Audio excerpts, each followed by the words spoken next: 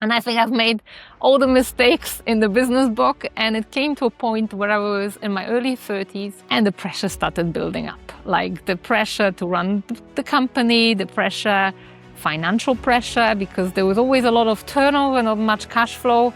And it was just becoming like the kind of not what I wanted from life. And I think a lot of us have got the same journey, whether it's within business, whether it's within career, where we make these choices early on in our lives without really much awareness. And then like years after, we find ourselves and it's like, is this the life I really wanted to create? But then we already on this hamster wheel. It's already spinning and we don't know how to get out. Well, I started like manifesting or kind of creating this vision of what I want my life to become. But what I didn't realize is the forces I put in motion that actually, like that avalanche, literally took everything else away. So our business completely collapsed like a house of cards with COVID. Welcome to Unmute with Priya, the podcast where silence ends, voices rise, and women rediscover the freedom to speak and live authentically, especially in life after 40. This show is proudly sponsored by Project Icon. I'm your host, Priya Sudarsanam. Let's dive into today's conversation.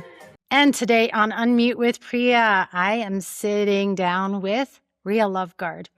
She is a light language activator, a spiritual guide whose work spans multidimensional frequency, cosmic communication, and spiritual activation through the language of light. And she has had years of experience channeling and teaching light language. I am actually one of her students. So Riya, welcome to the show. I am more than excited to actually be doing this podcast with you today. Thank you so much. It's an absolute honor and pleasure, especially since your podcast is all about expression, about finding the voice. So I know that I'm in the right place. Yeah, I was thinking, who could I have on as a guest? And it was like, Riya, oh my gosh, this is the perfect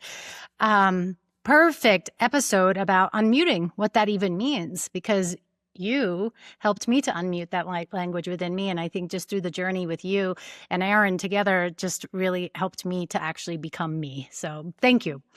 Yeah, light language has got that effect, and you're very, very welcome, because very often when we liberate that soul's voice, it's not just the sounds that we make, it's the changes that it brings inside of us. And very often when we unblock the throat, the whole, it's like an avalanche. Yeah. That's a great word to describe it, avalanche. Tell me a little bit more, because you weren't always doing this work. So how did this get activated within you? So light language is something I've had since my early 20s. I think I must have been like 21. I can't even remember because I was very young. I was like first years of my university. I remember the day it activated, like the best day of my life, but I don't remember the year exactly.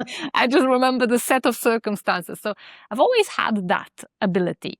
But of course, when you're at university, you've got a certain path you're meant to follow. Mine kind of got quite unconventional, because the last year of my studies, I met my husband, Aaron. He was already doing his own business, so we went into business together. So at least I didn't go the kind of standard employment route. I went straight into business. Yeah. However, still, I went into business with not much awareness. I was 25 years old, a lot of good kind of intentions, but maybe not much experience.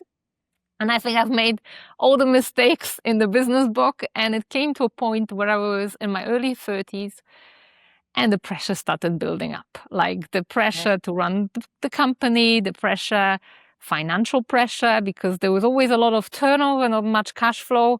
And it was just becoming like the kind of not what I wanted from life. And I think a lot of us have got the same journey, whether it's within business, whether it's within career, where we make these choices early on in our lives without really much awareness. Oh, yeah. And then like years after, we find ourselves and it's like, is this the life I really wanted to create?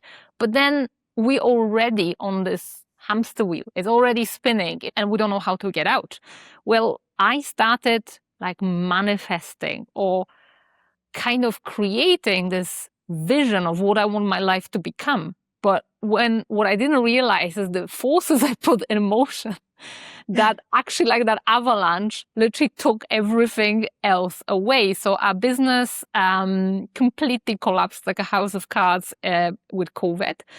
And it literally sent us on a path of looking for answers. And I've been spiritual all my life. I've meditated years prior. I've been kind of doing all the manifestation techniques.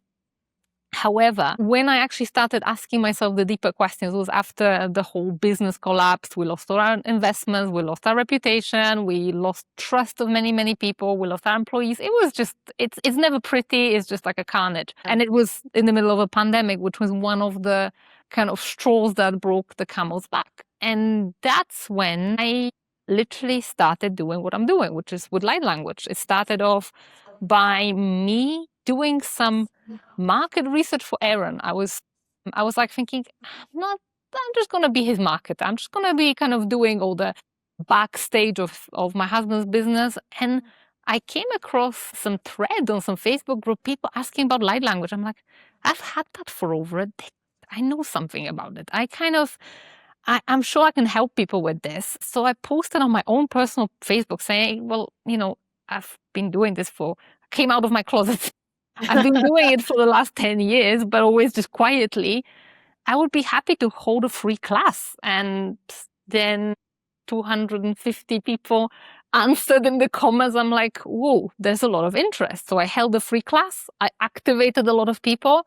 And I kind of then held a day workshop. Then I held a course. And then it just kind of run on its own. So it's been a little bit of disruption and then just working into alignment in this kind of different way. Absolutely amazing. I was one of those 250 people. Because I started working with you during COVID. I remember taking that class. It was in the evening, and I remember very, very vividly now. When I held that class, I had this deep conviction I can activate other people's light languages. But I never tested it online or long distance, or it was just this deep knowing, and it was coming out courageously and like, well, what have I got to lose? At that stage, I had lost most of my material possessions, etc. I was like, yeah, I'm just gonna do it. And then the universe confirmed it was the right path. Amazing. So for anybody who's listening today, let's talk about what light language is, because once it is activated, from my experience, I thought I was speaking nonsense. Meanwhile, I think from when I was little, I would always say these things that I just thought I said nonsense all the time. But you helped me to understand that it was a language. So can you explain what light language is? Sure. Yeah. So light language, I think the biggest problem is the name. Okay. People call it either tongues or light language, and that is quite misleading because we think about it as some kind of linguistic phenomenon, and then that's what gets a lot of people's hackles up. But it means nothing, or it kind of, you can't translate it. Well, it's not quite like that, but I like to think about it as energy expressed in the form of sound. As simple as it is. So it's just energy, just the same way as we can kind of accept energy expressed in other forms, like Reiki or like even music. Yeah. But when it starts taking a shape of a language, which this is what light language sounds. It sounds like a language. That's where the name is from. Right. It kind of gets misunderstood because people think it's a communication, because that's how we think about language, like communication. But sometimes it carries a message, but sometimes it's more an energy that activates something or that opens some pathway or aligns the energy field. So it does slightly different things than standard human communication. I love that, because when you do say language, I feel like I automatically go into my left brain trying to understand it, make sense of it. But meanwhile, this is beyond making sense of it. We're going back to the basics of sound, frequency, vibration, and yes, absolutely, the source of everything. This is incredible. And there's different light languages, correct? I mean, absolutely. Can you name a few of them just for people to understand? Yeah, so since that class back in the COVID times, I have received and analyzed thousands of light language samples. And Thousands. literally thousands. Like my, if I showed my mailbox, like I receive pretty much a sample every day, sometimes more than one. And what I've noticed is that they follow patterns. They're not random. So it's not that there is one light language, but it's also not that every person has their own.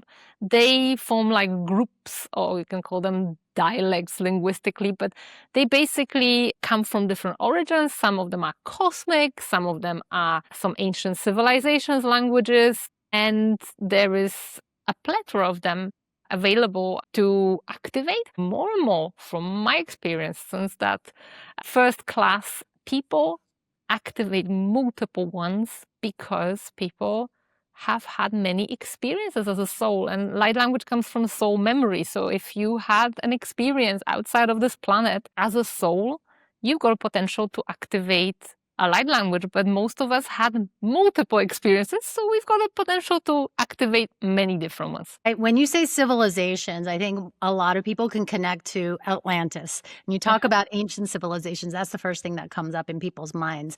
And so, and in each civilization, whether it's each language has its own, from what I understand, and you're probably going to tell me what's different, has its own strength. For example, one is about grounding and is connected to the earth, from what I understand. Can you share a little bit more about that? I'm butchering. Yeah, absolutely. So basically, every single light language carries a frequency of the beings that use that language. The same way, exactly like human languages. Like, our words carry our history, our culture. I have the pleasure of speaking multiple human languages, so I like sometimes to compare phrases because they carry the culture. Sometimes it's the humor as well. It's the same with light languages. They carry something. So Atlantis, great example. Atlantis is a very masculine frequency, whereas Lemuria, as another ancient civilization, is built on the very gentle feminine frequency. So perhaps Atlantean frequency is kind of more conductive if you want to activate someone to get things done or to lean into the masculine frequency, whereas Lemuria is more calming, nurturing, calming the nervous system down. And then there is other light languages that come from more cosmic sources, like Arcturian, which is very versatile. That's like an energy which is like universal, for good for anything. But then there is Syrian, which is very grounding. And on the opposite side of the spectrum, you've got Pleiadian, which is energizing. Don't kind of channel Pleiadian before sleep because you're going to have difficulty falling asleep. You'll be like having coffee just before you go to bed. So yes, they are different. They have different properties, different qualities, and they can carry a different sort of frequency. You bring up Pleiadian, and this is, I'm just remembering, I had just taken your course, and I went with a friend, because I live in New Mexico, and I went with a friend to a Navajo medicine man. So we went to a Hogan on the reservation, and she wanted me to come with her. I just sat in the corner while she was having her ceremony. And here I'm still taking your course. I'm trying to integrate it. I've got my brain telling me this is not real. I've got the other side of me saying this is very real. And then it was a break, and the medicine man took me to the door, and he had me look outside, and he pointed to a star, and he said, and that over there, that's where Pleiades is, the Pleiadian people. And I was blown away. I was like, oh my gosh. And then I heard a Zuni elder talking about it as well. So that's when it finally registered to me that this is quite real. I think that more ancient civilizations, and we talk of civilization, we talk about, the ones that are legendary, but so are the native, people. They've had that connection. I've been kind of working with Aboriginal elder at the time, and she confirmed the same thing. It wasn't really, for them, it's kind of like, it's not a big revelation. I think it's more now the few decades, maybe centuries of conditioning that we are all disconnected, that it's just a material separate, spiritual separate. Whereas people back in the day before institutional religion kind of dominated, I think they always knew that there is something more there. Maybe they weren't so earth-centric as we have become. Yeah. And light language can be written as well. Is that correct? Absolutely. This is not my particular area of specialism. However, some of my students activate it. Actually, just behind me, I've got a picture here of an Arcturian, and this is also, there's written light language on it. Oh, wow. So yeah, by all means, yes, it's possible. I remember too, I was meditating because that's when my meditation practice started, pretty much around your class as well. And I was just writing and it looked like scribble. And then I was in a Facebook group and I saw a woman saying, I don't know what this means. And she had pretty much, it looked exactly like what I had. And she was in Florence, Italy. And so I messaged her right away. I said, look at mine. And meanwhile, we were like, what does it mean? What does it mean? It's just amazing to see sometimes, that. I've analyzed a lot of written samples of light language too. And even though my main area of specialism is audio, I've seen different ones. Sometimes people literally heal through channeled light language or activate something. Or sometimes it's almost like a symbol, a little bit like, certain characters in maybe Chinese writing where they have like multiple layers to it, where you can meditate upon this one thing and connect with something which is very difficult to express in linear language. So yes, there is definitely power in those written symbols too. Wow, what a way to unmute. And in your business, you specifically empower people. You're helping to unmute their innate energetic expression. Is that correct? Absolutely. I mean, light language is just one side of my business. So like as a light language activator, I do it in a very spiritual way. But I also work with a lot of entrepreneurs. And that's my other side of the business. Almost gone a full circle for me because I've gone back to my business roots. Just in a slightly different way, because now I work in a way that follows that soul alignment. Business that is born from joy, from soul, not from an obligation. And in that way, I also help people to express themselves, like on social media, for example, because very often, and this is, I think, the biggest, I would say, challenge of our times, is that it's not the most talented people, it's not the most experienced people that actually are the loudest in the space. So there is very often people with incredible credentials, with incredible experience, but finding it hard to express themselves. And today in the attention economy, it's almost inevitable that you need to be out there in this online space in order for people to connect to you, although this may change.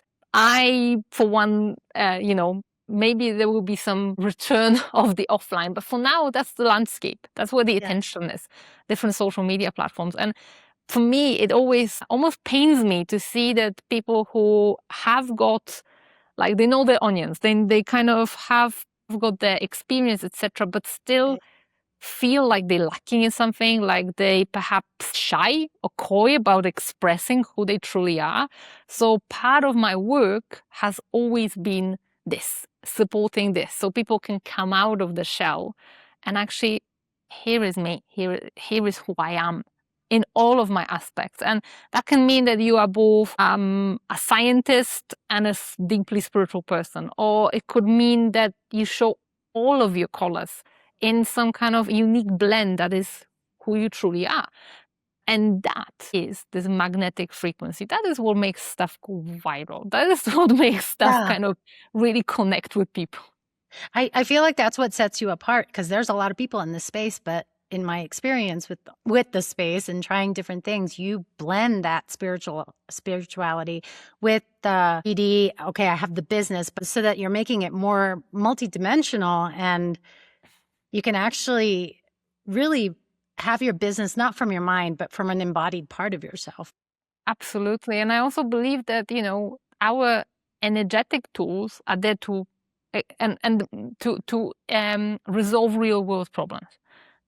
They're practical. Sometimes we think, again, in this disconnected way, that this is our day-to-day, this is our spiritual practice. But I genuinely believe that these tools such as light language, but also other stuff. I don't know, Akashic records, or Yeah. they're there to resolve real life problems. It's not just, okay, you can go to the Akashic records just for curiosity, like who was I in the past life? Or you could Right. be, I've got this crippling phobia that's paralyzing me. Let's find the origin of it and let's dissolve it. And I prefer this kind of very practical approach. Yeah, definitely, definitely. And I feel like you already answered this, but that was my next question is misconceptions in this space, especially when you're talking about spirituality and you're talking about business, you're talking about healing yourself in this space. So do you have anything to add there about any kind of misconceptions that people have around this? I think the biggest misconception around spiritual work comes from this notion that it's separate from real life. I think, and also that is something shameful. And this is where I still see this, that people still feel like they have to hide their spiritual side because they'll be judged. This 20-year period that we're in, it's called period 9 according to Chinese metaphysics, started in 2024, and it just started already bleeding in from 2020, and it's gonna go until 2044. 2044. Yeah, this is a period of fire. This is a period of spirituality. This is where spirituality becomes mainstream. Now, the question is the quality of it. And that's our responsibility to make sure that it's not like an instant, shallow version of it, but it's, like you say, deeply embodied. And that is actually the challenge. So, it's like with everything. If you said to someone, I don't know, 30 years ago that you're going on a silent retreat or that you even practicing yoga, that was already avant-garde. Yeah. Whereas today it's like, okay, they're bringing mindfulness training to corporations. Things have moved on. Yeah. Yeah. Have you been able to take your work into corporations and help businesses in that way? Not my world. Not your world. I've always worked with freelancers. So I do work with a lot of down-to-earth businesses. Like I work with building companies, I work with jewelers, I work with real estate agents, all sorts of railway engineers, but never in a capacity where I work for an organization. I've always worked for either individual founders or freelancers or like individual entrepreneurs. But this is perhaps because my background isn't corporate. I've always been like this independent entrepreneur. So I naturally connect with these kind of people. That's amazing. That's amazing. So you on your social media, you gift us so much with just activations. I see you pop up on my feed and I'm like, oh, I got to listen to this. I'm going to take 2 minutes out of my day and just listen to this and receive it. Have you received any feedback from people who are new to you when they listen to that about what maybe had been activated in them? Tell you the funniest piece of feedback I received out of my 60-second transmission. There was someone on TikTok a few years ago who said that my 60-second Pleiadian transmission cured their hangover. Cured their hangover. That's amazing. But most of it is people feel it in the body. People feel some kind of shift. Very often remembrance. Sometimes even people's light languages activate, even though I'm not intending, but the frequency helps them remember. So I always get feedback. But for me, these very short transmissions, almost like, for me, it's so simple. It's easy. It's something that comes to me naturally. But I know how much it can mean for someone to receive it. And sometimes even that little spark of frequency in a busy day or in a feed full of just not great quality stuff, it can maybe make a difference. So that's why I keep doing it. Oh, I love it. I love them and I share them with my friends. And usually what I get is, that's wild. But I know they're having a deeper experience than that because our conversations after that. If you could go back to that version of yourself during COVID or even before when you had that other business and you can go back in time and tell yourself or give yourself a piece of advice, whether it was related to spiritual growth and business or blending and melding both of them, what would you say to yourself? I think the biggest piece of advice would be around boundaries. And actually putting boundaries up, and that you don't have to try to please everybody. And I think that, and this is actually my grandma's wisdom. She had this saying that in Polish rhymes that said that there's not been one single person born on this planet who would please everybody. And for way too long in my business, I've tried this kind of like make sure that everybody is okay and never putting myself first. I think if I just started putting my heart's true desires first, things would fall into place. But unfortunately, boundaries are very easy to set, actually. They're just very difficult to reset. So once people get used to a particular version of you, it's almost impossible. When you're trying to set boundaries in existing relationships, very often it's a make or break kind of moment.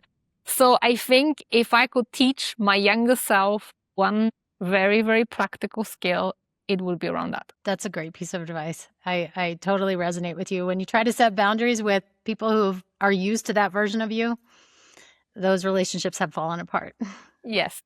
Yeah, definitely. What would you say? Because a lot of with Unmute with Priya, a lot of the people that are coming into my space are women navigating through, I call it all the pauses, perimenopause to postmenopause, starting at mid 40, maybe even a little bit earlier. And they're coming into this place where they're just like, this is my life. I can't stand this anymore. Or something that they've tolerated, they just can't tolerate anymore. And then in my space, when I was going through it, it was called spiritual awakening. And so it was just, it sounded so big that it didn't even make sense to me. But what would you say to that woman that's listening to this, who's maybe in this place of that awakening? I was that woman. It's just, to me, it happened in my mid-30s rather than mid-40s. So I'm very happy it happened early on. I'm actually about to cross the threshold of the fourth decade this year. So I'm at that threshold myself. But what I would say is don't be afraid of the energy of destruction. It's almost like you can't make an omelette without breaking eggs. And it's that breaking eggs that we're scared of, but think of the omelette at the back end. It's a transition, change can be very, very messy. So like, it's almost like, I think we try to avoid the pain, but actually it's usually, it's worth it at the back end. When I look at the life I had, then the pain I've gone through when we lost our business, where everything was falling apart, it was traumatic. I had to heal that. But on the back end, I've got the life that I've always truly desired. So that short period of pain is definitely worth the happiness that follows when you listen to your heart's true desires. And the thing is, one more thing I want to add. You already know. Very often when we are in this period of transition and we ask what to do, we say, we don't know. That's a cop-out answer. When you say, I don't know, I would say 90% of the time we actually know, we just don't have courage because it's gonna perhaps be painful to follow through. Or your heart already knows, and that heart's voice that knows, let's say, if a relationship is not working out or if a career is not your true path, that voice is not gonna get any quieter. So better off listen to it, deal with it quickly so that you can enjoy what's beyond that breakage or whatever kind of avalanche or however you want to call it. Yeah, I love that you talk about the destruction. I don't eat eggs, but next time I crack one for my dog, I'm going to have a very good image in my mind about that, because I think we think when things are falling apart, it's the end of everything, and which it is, but when things fall apart, they get to rebuild. So that feels very empowering. And especially if you're navigating through this midlife place, you get to unmute and actually start being you, because probably most of your life you've been playing somebody else's music. Absolutely. And that's I think the tragedy of our times. It's that we're not taught that to play our own music any earlier. That the whole school system, the whole education system, sometimes even our parents reinforce that thing that the right thing to do is to copy someone else's tune. Like, individual expression is not really encouraged, and it only takes us going through life, just maybe 2, maybe 3 decades, and then we realize, well, actually, I'm ready for my own. Yeah, definitely. Oh my gosh, this is amazing. So I was going to ask you if you had any transmissions that you wanted to do for this podcast. Yes, it just landed, just like that. As soon as you said it, I've straight away known what it is. So I'm going to tell you what I would like to bring, which is on the subject of what we talked about. I would like to bring the energy of courage, because I feel like there's a lot of women in your space that already know. They already know something's not working out. They just haven't got the courage to change, to try a new thing. And it's going to go straight into the heart space. And the frequency will be from Lyran felines. It's that kind of frequency, think like a jaguar or a panther, feminine frequency, but also very embodied, very kind of like bold. So would that be okay? Absolutely. Okay, so enough talking about light language. Now it's time for you to experience the power of it. So what I would like you to do is to simply just be in your own body. Take notice of your nervous system, of how you feel, any areas of tension, any areas of relaxation, and withdraw your senses from the world outside to go within and to receive this transmission straight into your heart. This was the voice of your courage, the voice of your soul, the frequency that will remind you to be courageous, to go for what you desire, because this is worth it. Naya kui umaya taya tai, itae kui mai sei tai sei tui, ai tai iki tai tzit. This energetic transfer is now complete, so thank you so much. Thank you. Thank you for that. If somebody's listening to this and they're saying, I know this language, but they don't know how to even activate it, is there one piece of advice that you can give them right now? Open your mouth. That's a great way to unmute. Just open your mouth. And no, I remember genuinely you saying that to me. Yeah, too. That's what, when I activate people's light languages, often like that. People think that something's gonna force their mouth. No, you just have to allow it. Yeah. I remember during that class, you literally told us all to just open our mouths, and it was a pretty incredible process. Yeah. So how can people get in touch with you? How can people work with you? So the easiest way, anywhere on social media, like Instagram or TikTok, at Super Starseed, or Riya.Loveguard.com. That's my website, but I'll probably be tagged along. Just explore whether you feel drawn to light language. All of a sudden, something is activating that remembrance in you. I can help with that. But also, I'm more than happy to help navigate that transition from perhaps a business that kind of lost its vibrancy to a business that's soul aligned. I have a membership called Soul Business School that helps with the business side of things. So explore, fill your boots. There's a lot of free resources too. So any questions, you can reach out on social media. Amazing. We'll make sure to put those links in the show notes so that people can reach out to you. This has been so much fun. I feel like I could keep talking to you for hours and hours, and I just want to genuinely thank you, because I got started with you. And then I went to Aaron. So it was you before Aaron. So I'm so glad you did that course back then in COVID, because I met really close friends through that process, and that's when my life started changing. That's when the destruction started, but I came out on the other end. Like a phoenix out of the ashes. Sometimes that's what's necessary. So Thank you so much. Absolute pleasure to be sharing this message with all of you. And see you around in the online space. Absolutely. Thank you, Riya.